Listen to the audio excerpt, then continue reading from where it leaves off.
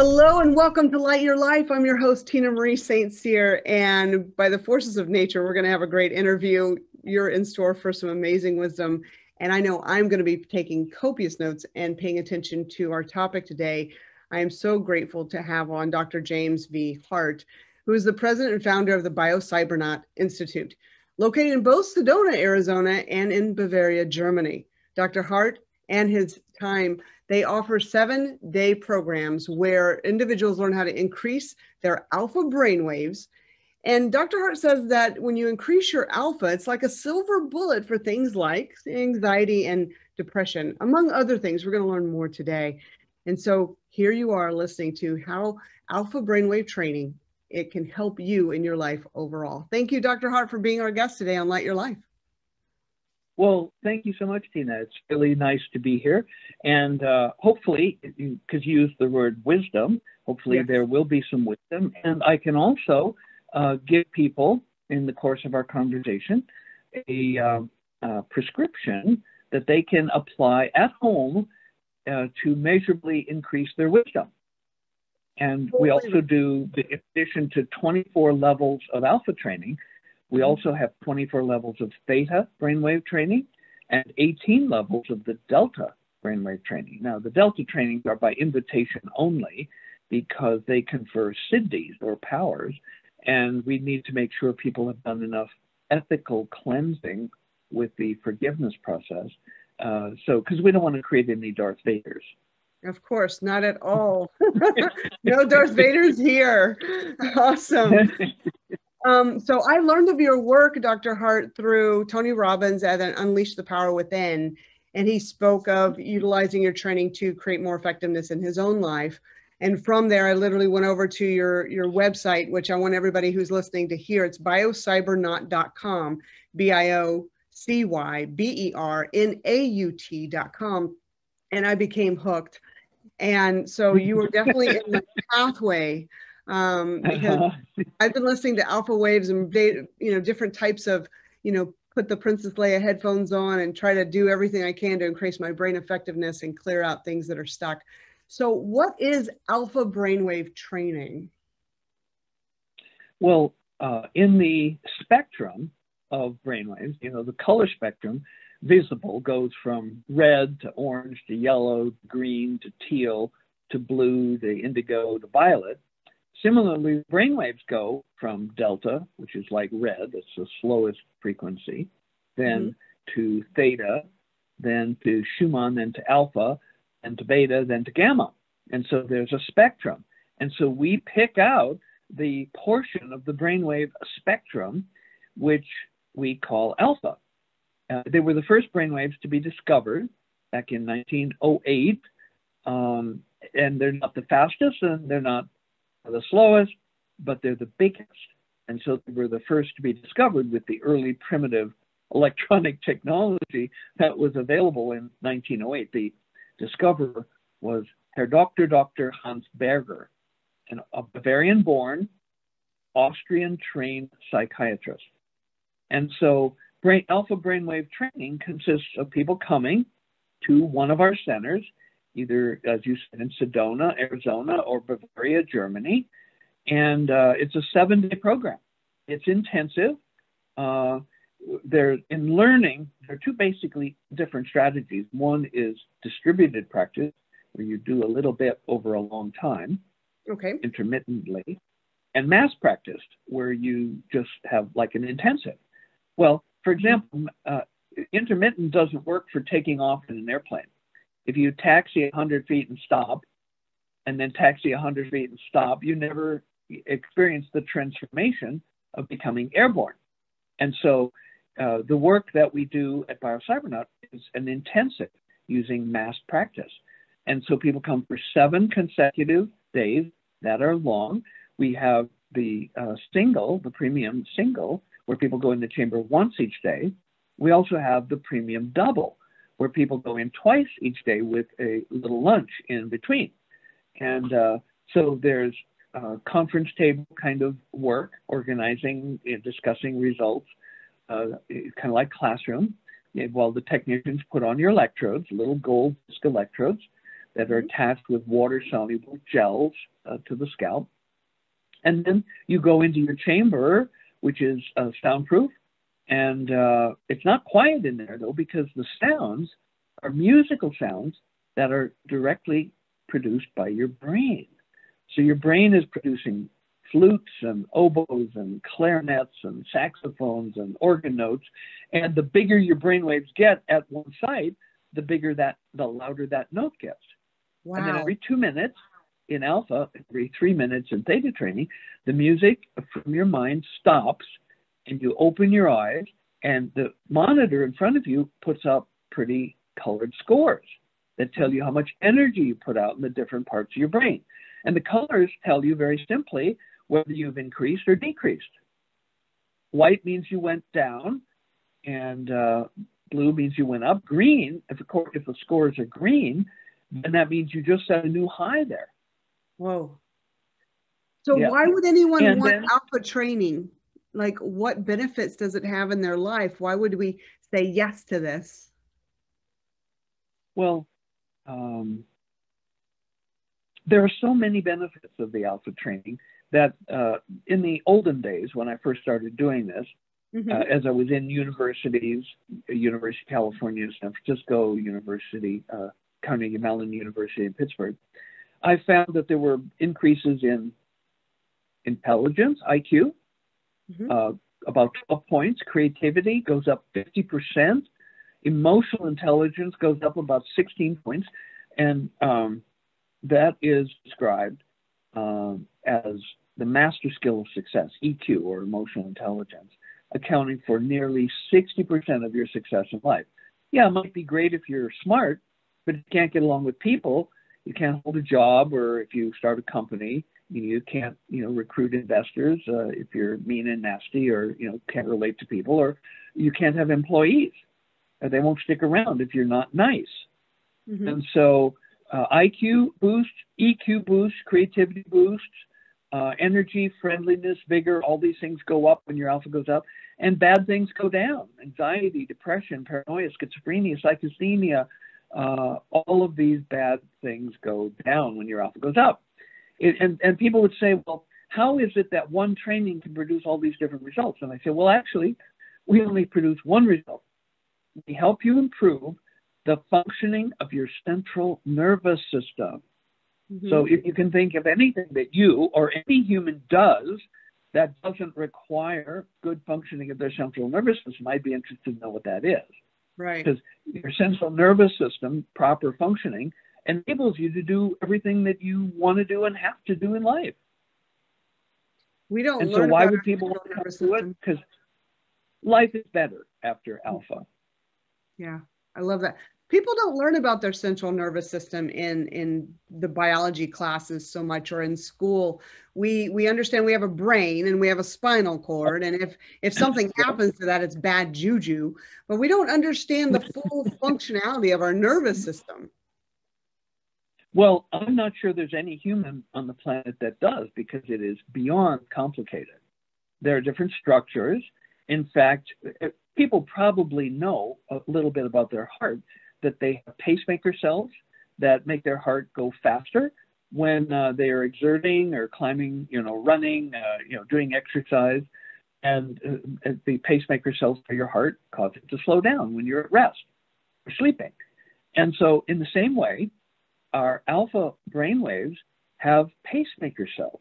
They're located in a structure deep within the brain called the thalamus. If you were to intersect this line with this line, the thalamus is very, very deep within the brain. And it's so complex that it's often called the brain within the brain. And there's two halves, one in the left brain and one in the right brain. They look kind of like a rounded tipped football. The technical name would be an oblate spheroid. And so that's the thalamus. And there's tens of thousands of pacemaker cells in the left and in the right thalamus. And they project to your head, and that's where, to the surface, and that's where we can pick it up. So yeah, there's a lot of complexity in the brain. And what we've done is you don't have to know any of that because we hide the complexity. I've spent decades developing the technology and the software to make this easy, fun and easy. And so at the beginning levels, alpha is relaxing. People who are stressed or anxious find that when they make the tones louder and the scores go up, they feel relaxed. At the higher levels of alpha, it is an euphoric, high energy state. And superconscious states in yoga and Zen, like samadhi, the superconscious state in yoga, is characterized by super high alpha all over the head. Similarly, in Zen, the superconscious state of satori, or bliss, is characterized by super high alpha all over the head. Now, there are some differences. There's differences in Zen philosophy and yoga philosophy, which are entirely predictable by the different ways that the alpha responds during samadhi and satori, way it responds to outside stimulation. In samadhi, you could bang cymbals, a pair of cymbals in people's ears, and it doesn't block the alpha. Wow. Whereas in Zen, you take a little tinkle bell and go tinkle, tinkle, and the alpha will block. And then it comes back. You go again, tinkle, tinkle, it blocks, and it comes back. Well, with an ordinary person, like doing this, after the 6th or 10th time, the brain goes, oh, it's that little bell again. It's not dangerous. It's not interesting. And so the alpha doesn't block. But in the Zen superconscious state of satori, the 1000th time you tinkle the little bell, the alpha will block. There's a British poet, William Blake, who said, when the doors of perception are cleansed, everything appears to man as it is, namely infinite. And so every tinkle of the bell, even the 1000th time, is fresh and new. And so if you look at the differences in Zen and yoga philosophy, where in Japan, you know, the bullet trains run on time, they have these gigantic clean rooms where they grow these immaculate silicon crystals to dominate the semiconductor industry. Whereas in India, the philosophy is that none of this external world matters. It's all called illusion or Maya, and the only real reality is within. And so you would predict how Indian culture would evolve compared to how Japanese culture would evolve by referencing the details of the superconscious state in yoga, which is called samadhi, and the superconscious state in Zen, which is called satori. This is Brainwaves rule. Brainwave rule. I love this. I love this. And so you've mentioned some words that are common in our culture, such as anxiety, depression, and even, you know, people can take those to the higher states of PTSD. How does your brainwave technologies and therapies help people with those appearances of, you know, disturbances in their life? Well, that question could be answered on many levels. At a procedural level, if you had your electrodes on, let's say somebody was anxious and they had their electrodes on and they're in the chamber, and they are anxious, so they've got worrying thoughts running through their brain, and so the sounds are fairly quiet, and the scores are low every 2 minutes when the scores come up. Okay. But then there may be a moment where something happens. Maybe the person has somebody comes to mind that, like their mother or somebody that they love. And for just a moment, those anxious thoughts are not there. And so what the person hears is the tones suddenly get louder. Now, of course, then they'll think about it, they'll have a thought, oh my God, what happened? Of course, then the tones drop. Oh, and goodness. So what you learn to do is you learn by wanting the tones to become louder, you learn how to quiet those anxious, worrying thoughts. And I can't tell you how to do it any more than I can tell you, like if you were on a basketball court and I gave you a basketball, I say, okay, now here's a free throw line, shoot the basket. Well, maybe the first time you miss, you went to the left. So somebody throws you the basketball back and you shoot again. Now it's to the right. And so with that feedback, you correct. So the next time you throw it, it goes in the basket. And so what's needed is feedback, because there have been tens of thousands of books written on how to meditate. And you could read all of them and still not know. Because, for example, most of them will say in one form or another, stop thinking. In order to raise your alpha, stop thinking. Well, when the typical person tries to do that, they think about stopping thinking. So it takes them in the wrong direction. Oops, I lost you. Somehow go. So the appearances of these interruptions in our consciousness and our thinking and what we pay attention to, what I'm hearing is that whenever you retrain the brain to be okay with certain patterns that would have otherwise caused anxiety, then the brain the nervous system itself is healing because it's learning new techniques. Exactly. And the brain, wind up the brain, and it loves to learn. And so you just have to give it feedback. Now, our brains have there are organs of feedback. For example, I can put my hand behind my head and bring together, even quickly, my thumb and each finger, and I don't miss. I don't have to look, because my brain gets feedback from my body, knows where the thumb and fingers are. But curiously, from a philosophical perspective, why does our organ of feedback have no feedback about itself? And instead of puzzling over that, what I've done is I've built a technology to give your brain feedback about itself. And this has really quite magical properties, because when your consciousness is given information about the neural activity that is giving rise to your consciousness, it's always a transforming moment and takes you out of science into metaphysics, spirituality, whatever name we give, to the beyond conscious becoming an object of consciousness. And, Maslow's needs hierarchy shows that obviously the first thing people have to attend to is survival. Then there's food and water, then there's sex and relationships, and then everything else that people do, from recreation, hobbies, friendship. But at the top of the value hierarchy is transformation. Marshall Thurber said transformation is at the top of the value hierarchy, and people will pay anything for authentic transformation, because it's ultimately, when everything else is handled, why we're here, what we want. And so this technology, yes, it raises IQ. Yes, it makes people more creative. Yes, it reduces anxiety. But the big thing is it provides transformation. Lasting transformation is what I'm hearing. Lasting. In fact, let me give you one example. The results. Okay. So when I first started my university career, I wanted to document changes in mood and personality, because there were easy personality tests. I was in the psych department, and so I had easy access to mood scales and personality tests.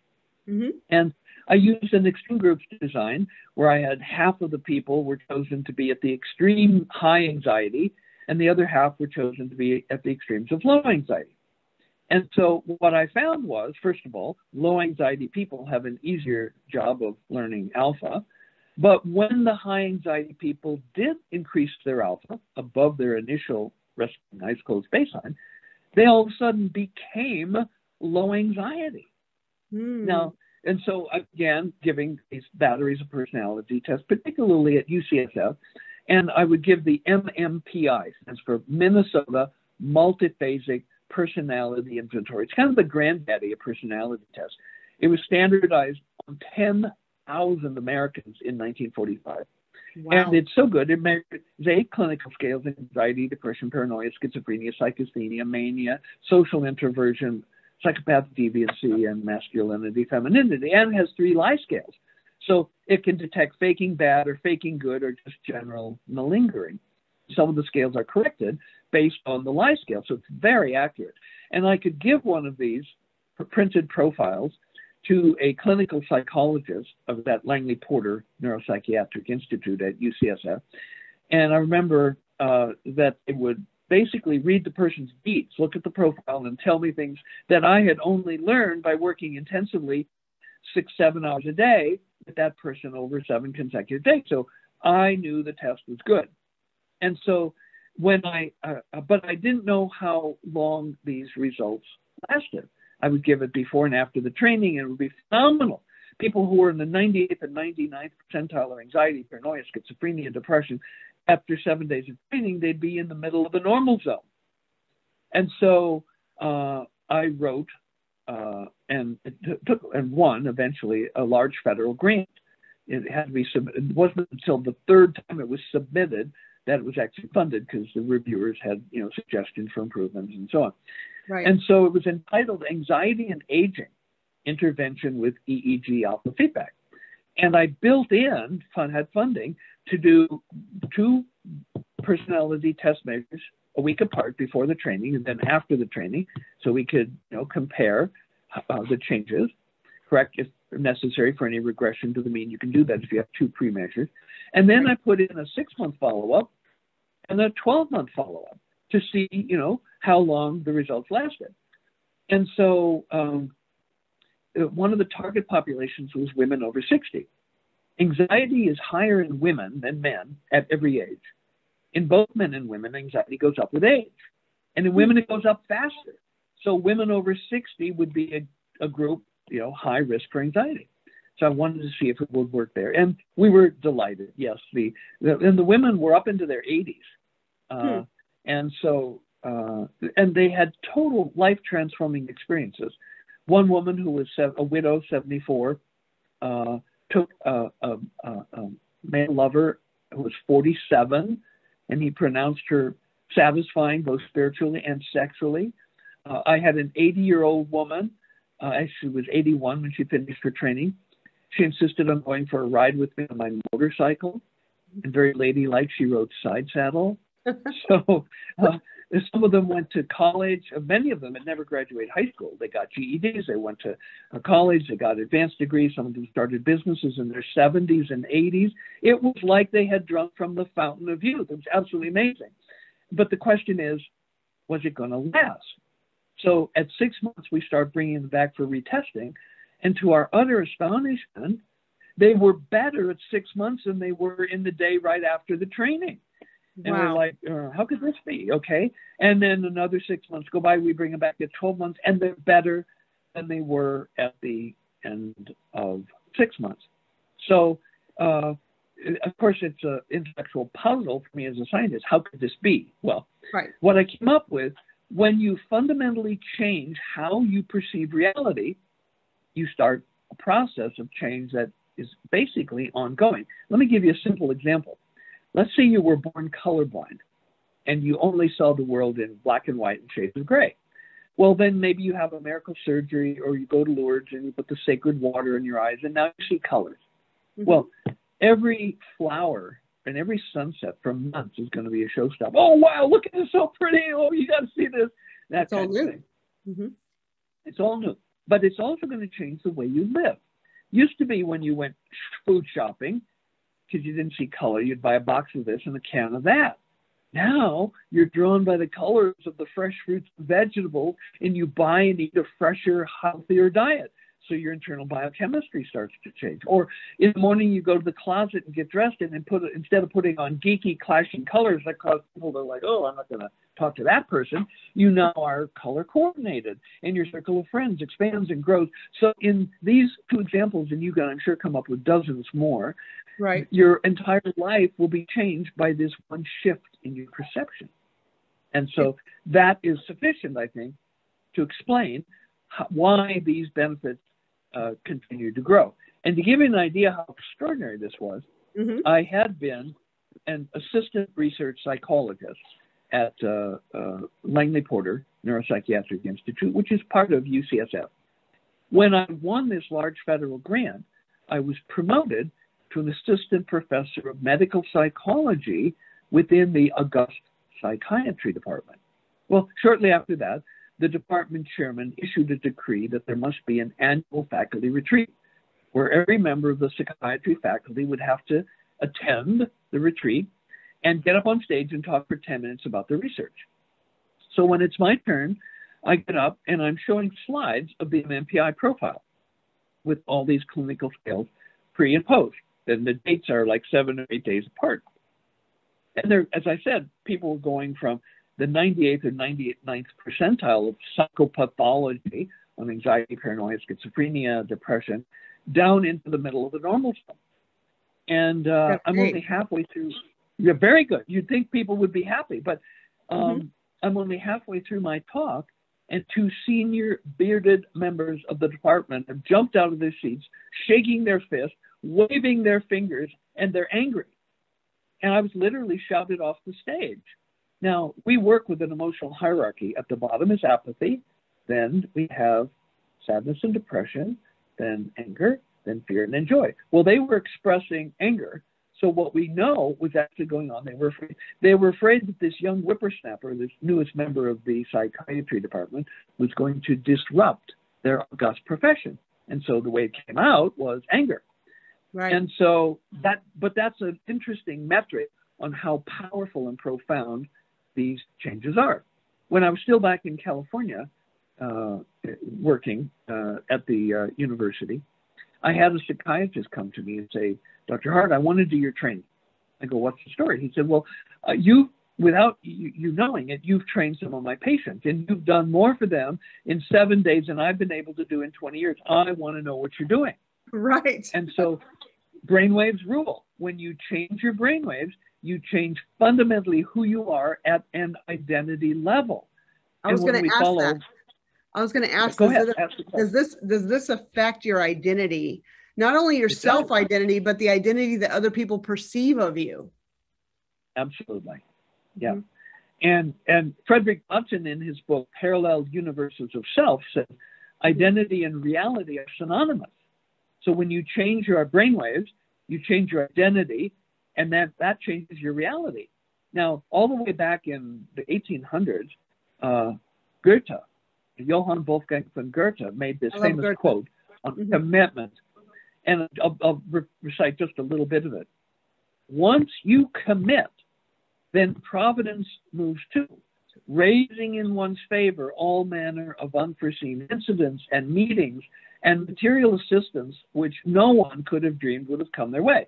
So then I ask people, well, what do you understand the word providence to mean? And they go, it's kind of an archaic word. In colonial New England, it was used a lot.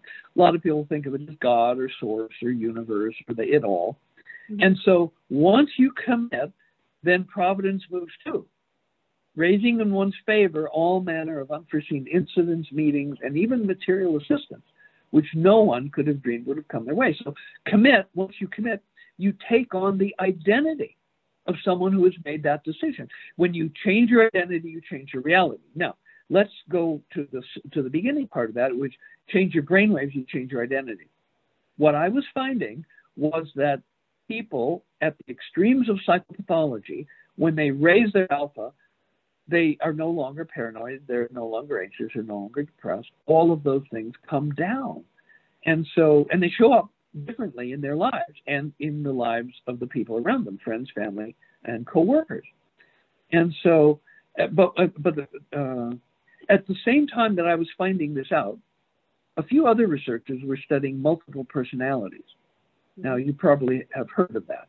There's books that come to mind, like Three Faces of Eve or Sybil.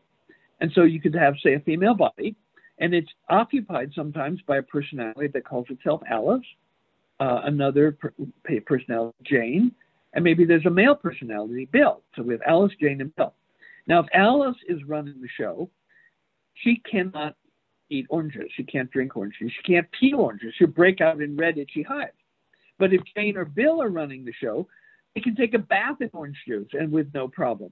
So fundamental things like allergies are controlled by the personality, which it turns out what these researchers did. So they had multiples and they put brainwaves electrodes on them, and then they just sit back and wait minutes, hours, many hours.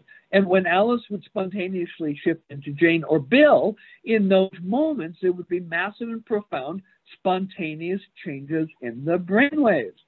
So I was finding when people voluntarily learned how to change their brainwaves, they would change their personality.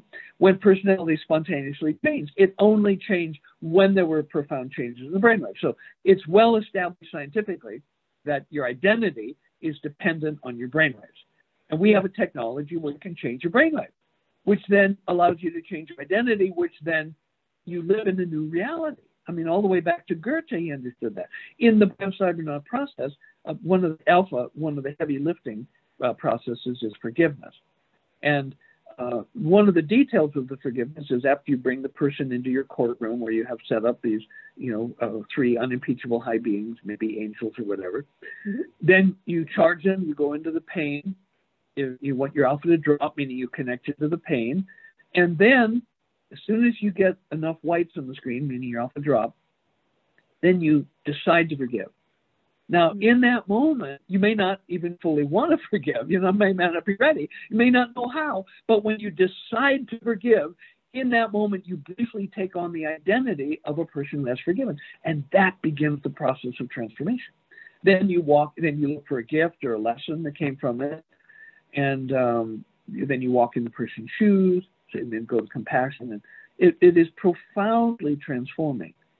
And it involves some of the same magic that Goethe spoke about in his commitment quote. I love Goethe's quote. I've actually got that at my home in a plaque. And I love the word providence, by the way. Yes. So I'm going to play devil's advocate. I'd like to play devil's advocate of the listener who may be saying, okay, so if you're changing the personality of a person through the Biocybernaut process, and we're going into the different brainwaves and doing such, has there ever been a case where the person's personality that emerges is not of their liking, or it's something more deficient than what it went in as, or is it always an increase of their personality and their aptitudes in the positive sense? Well, that's a wonderful question. And it allows for several important explanations to be given. One is, we cannot change a person's brainwaves. We can give them, like a mirror cannot make you smile. Right? A mirror is a feedback device. You can stand in front of a mirror all day and keep a stony face. The mirror is, by looking in the mirror, it's not going to cause you to smile or frown. But let's say you're an actress and you have to, have a role in a certain, little play.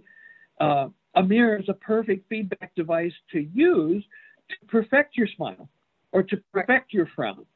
And so, going all the way back to when I was still in university, we didn't have all the wires hidden. And so this college student came in for the training, and he looked at all the wires and all the technology, and he was all impressed. And he sat down in his chair, wired in the chamber. He goes, okay, do it to me. And I go, I can't do anything to you. I've set up the mirror. You have to try things. It's totally trial and error. And then you do something and you see what happens. And if that's not what you wanted, then you try something else.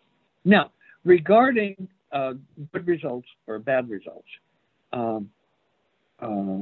when I was talking to the site visit committee that came out on the 3rd submission of my federal grant, they wanted me to make an alteration in the procedure. They said, because to them, brainwave feedback was still pretty new. And as psychologists, they wanted to have a sham feedback condition where they wanted me to record the sounds from one person and play them for another person so the feedback would not be real, just to see if there was anything about just sitting in the chamber or whatever that was going to make your alpha go up. And so I said, well, I just laughed. Well, that would never work, because all the person would have to do is open their eyes, even in the dark, and the alpha shuts down.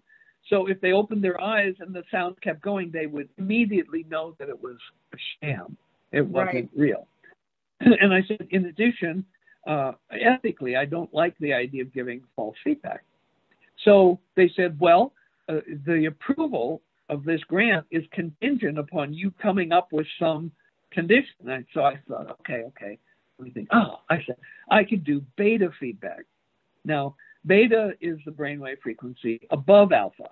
Now, typically, beta waves are 20% of the amplitude of alpha, or 10%. They're small. And they're associated with anxiety and worry, as well as focused thinking. So I said, I'll do beta feedback. But I'd have to do it in a kind of a sophisticated way, because if, like, halfway through the training, if we switch people from alpha to beta, suddenly their scores would be smaller. So we'll run them for 3 days of baselines and calculate what their average alpha beta ratio is. and embed that ratio in their ID number that the technicians will enter. So if it happens to be a beta feedback day, then the scores would be scaled up by a factor of 5 or 6.7 or 8 or whatever to make them be about the same. So the scores and the tones would be about the same. Because they're not blended. And so, right. Yeah. And so, and it was double blind. I was the only one who knew this. The technicians didn't know that it was anything other than alpha. And so that meant I couldn't interact with the people, but I could listen through a closed door. And I remember listening to some of the interviews, like on the day where they went from the alpha to the beta. And this one woman said, "Oh, I lost my way today. I thought I knew what I was doing, but it didn't work." And we were giving mood scales pre and post, before and after the training. And on the days that people did beta enhancement, their anxiety went up and their friendliness went down. On the days that their alpha went up, when they were doing alpha feedback, their anxiety would go down and their friendliness would go up.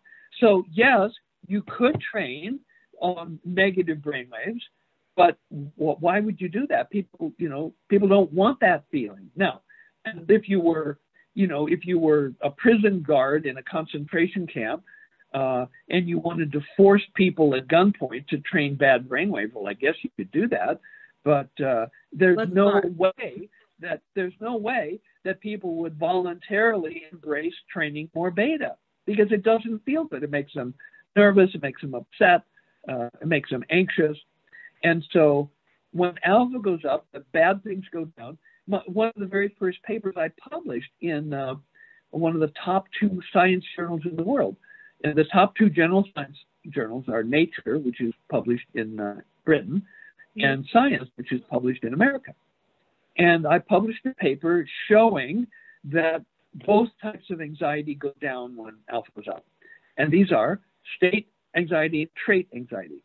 State anxiety is transitory, it's of the moment. Like if you you step off the curb and you almost get hit by a bus and you jump back on the curb and your heart's pounding, you're breathing, that anxiety will fade pretty quickly. That's state anxiety. But if you get up and every day and you feel anxious because you have a personality characteristic of being an anxiety neurotic, that's trait anxiety. Well, both types of anxiety go down when alpha goes up. That's amazing. That's amazing. And brainwaves rule. Brainwaves rule. So part of me wants to ask you about gamma, delta, theta, and then there's another part of me that wants to ask, are there any interruptions in our culture that are affecting our brainwaves that we may not be conscious of, such as radio frequencies, EMFs, things like that? Is there anything that you've scientifically been able to prove or see that interrupts brainwaves and affect our evolution? Well, we don't even have to get into 5G in order to come up with a lot of things. Everything from coffee, unless it's caffeine-free coffee, because caffeine reduces alpha. So does nicotine. And nicotine works faster because it goes through the lungs. If somebody takes a puff off of a nicotine cigarette, almost instantly the alpha drops. Whereas if you have a full stomach at the end of the meal and you have a cup of coffee, it's going to take 15 minutes for it to start to, go through your full stomach and diffuse out into your bloodstream. But alcohol. Now, alcohol is interesting. As little as one beer, this is from my university research, one beer 24 hours ago will lower your alpha baseline the next day. Alcohol is a poison. It's a central nervous system depressant. But then some people say, well, what about happy hour? And I go, well, actually, it's happy 50 minutes. It's not happy hour. And what happens is you have a lot of stressed people at work, and after work, they go to a bar or someplace and they start to drink alcohol, which produces, initial effect is muscular relaxation. Well, muscle relaxation in a tense person will raise alpha temporarily for about 50 minutes. And then the central nervous system depressing effects of alpha kick in. And so then it gets worse and worse and worse, depending on how much they drink. And of course, there may be hangover the next day. And even if there's not hangover, most people don't get a hangover from one beer the night before, but I can measure that they would have smaller alpha waves the next day if they had one beer the night before. So the maximum allowable alcohol is 0, in my view. Fair enough. I love that If we're you talking want to about be, this. well, now that you say that again. I love that we're talking about this because, you know, whenever we have a higher consciousness of the activities that we're doing, and we know the consequences and the effects of those decisions at a higher level for our lives overall, then that gives us more responsibility on how we want to be. Yeah, exactly.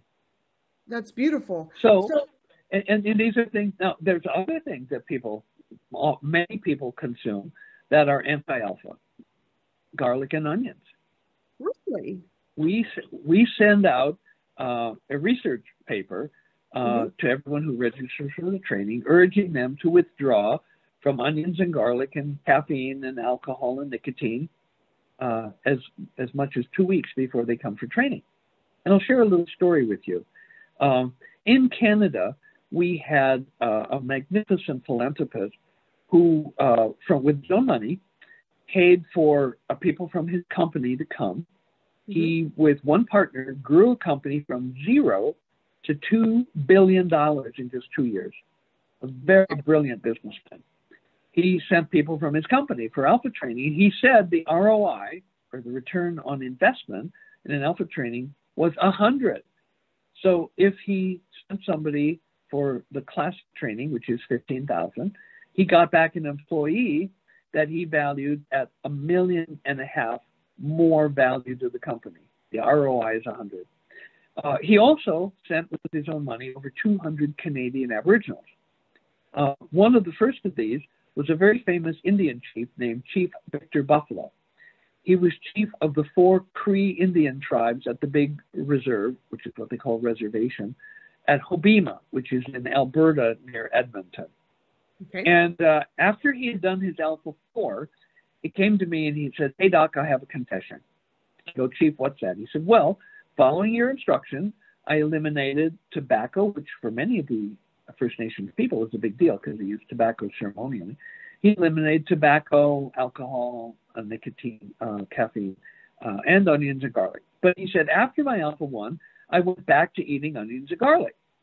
Then when I came back for my Alpha 2, I eliminated all those things again.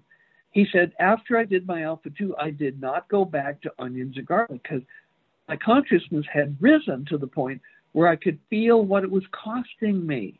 Wow. Now, in India, the Brahmin class, which are the priest class, are forbidden to eat garlic. I understand Queen Elizabeth does not allow garlic in Buckingham Palace. Right. There's an Arab proverb that says, after the devil had done his dirty work in the Garden of Eden, when he walked out where his first foot fell, that's where garlic grew, and where his second foot fell, that's where onions grew. So it's through many cultures that onions and garlic have a negative effect on meditation, spiritual growth. And the principal reason is it savages your alpha. And so these are defined in Hindu religions, at least, as Rajasic foods. Rajasic, absolutely. Which yes, also, yes. Which also include spicy foods, such as, so I'm from Texas, so like we love salsa and we love jalapenos. And so, but the Rajasic foods subdue your ability to reach samadhi and to reach these higher states of consciousness. Is that what we're also referring to?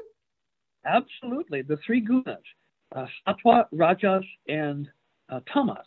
Tamas is the principle of inertia and ignorance. Rajas is the principle of ego, activity, and willfulness. And sattva is the principle of peacefulness and enlightenment. Now, a monk sitting in samadhi or satori would be high in sattva. A drunk lying unconscious in the gutter would be high in tamas. They're both immobile, but the brainwaves are very different. Remember, we actually trademarked the brainwaves rule. Depending on what brainwaves you're running, your life experiences are different. And I'm loving this so much. Well, let me say a word about chilies. Chilies contain a chemical called capsicum. That's what makes them hot. But capsicum is also a carcinogen. And so you know, people who want to do things that they know are bad for them will often practice denial. And so my friend and compadre, Miguel Espinosa, said to me, he said, well, you know, here in Mexico, people have discovered the link between chilies and stomach cancer, but because they like chili so much, they've inverted it. So adults actually tell their children, you know, we get a lot of stomach cancer, so eat more chilies, it'll burn up the cancer. Au contraire. Au contraire. Oh my goodness. I know I've had you on for a while and I could probably speak with you all day long, Dr. Hardt.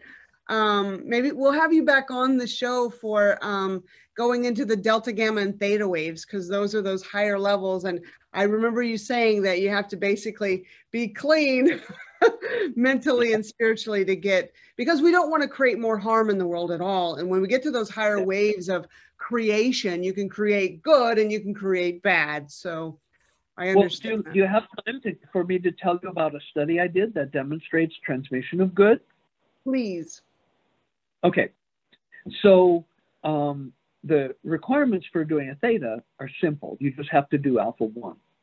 Now we get to see your brainwave. Some people have a lot of theta and they can eagerly go right on. Sometimes people don't have that much theta. Doing alpha training also increases your theta, but it differs how much it increases from person to person. And so we may recommend you need to do alpha 2 or 3 before you do theta. But technically, if you insist, after alpha 1, you're eligible to do theta. Now, this philanthropist in Canada had his ear to the ground in the reservations. And he was getting reports that led him to believe that the people who had done the Biocybernaut Alpha training at my center, my then center in Victoria, British Columbia, Canada, that they were somehow acting as apostles of light, spreading light to people who had never done the training. And he asked me to design a study to confirm this, this intuition, this impression. So I sat down like an academic psychologist and I designed this very detailed, 3-year study. And I presented it to him. He said, that's a great study, but I want answers by June. So I go, how am I going to do that? So what I did was I came up with a survey that was done online through SurveyMonkey. And there were hundreds of questions, including like, what do you eat? And what are you wearing? And, how are your relationships with your grandchildren or with your wife or, just very, very, very hundreds of questions. And so we gave this to all of the Aboriginal people who had done the training, but we asked them to give us their contact information for their family members. Mm-hmm. And many of them, had very extended families, 10, 12, close relatives. And their friendship networks. And for those that had jobs, we asked for their emails of their coworkers. And so then we sent these out. And we had the people, family members, friends, and coworkers rate the people compared to how they were before their alpha training. Well, the people's ratings of themselves were huge improvements. But the people around them also rated them, even in many cases, more improved, like less pushing and shoving, less shouting. And they were saying that things like, and we didn't give them guidance for this, but the trainees, the graduates were saying, well, we're eating about the same amount of meats and grains. We're eating more fresh fruits and vegetables, and we're eating less sweets and fast food. And so this is all naturally occurring as a result of their consciousness growing up. We didn't give them any guidance. But when we had these results of the family members, the friends, and the coworkers analyzed by scientists that included psychologists, psychiatrists, anthropologists, ethologists, ethnologists, and mathematical statisticians, what they concluded was that the benefits of the training were somehow propagating out to everyone they interacted with. And so I came up, we all know the word contagious, right? Well, I coined a new word for these results. We call them protagious. Oh, and the benefits of higher consciousness get on people that are around you. The benefits of the Biocybernaut Alpha training are protagious.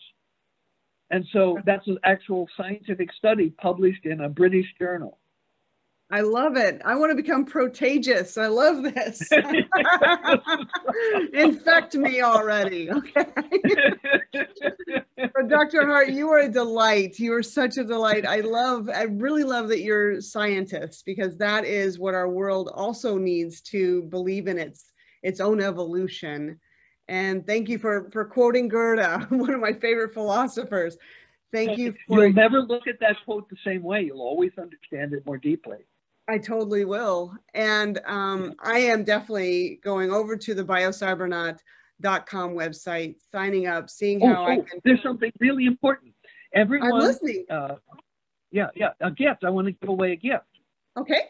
Everyone who has listened to the podcast can go. You gave the website, www.biocybernaut.com.